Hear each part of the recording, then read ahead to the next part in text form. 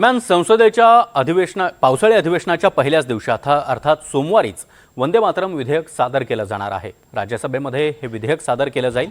केंद्रीय गृहमंत्री अमित शहा हे विधेयक सादर करणार आहेत। राष्ट्रीय सन्मानाचा अपमान प्रतिबंधक विधेयक 2026 सादर केलं जाणार आहे। राज्यसभेच्या कार्यसूचीमध्ये हे नमूद करण्यात आलं आहे।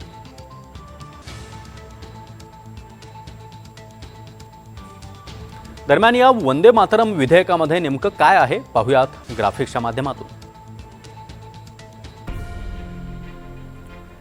तर राज्यसभेमध्ये हे विधेयक सादर केलं जाणार आहे।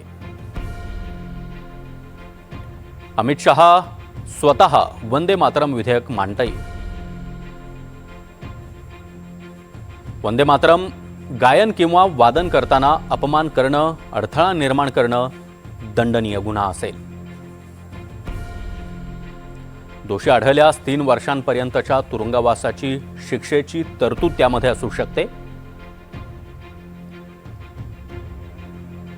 सरकारी कार्यक्रमांमध्ये वंदे मातरमचं गायन अनिवार्य केलं जाऊ शकतं।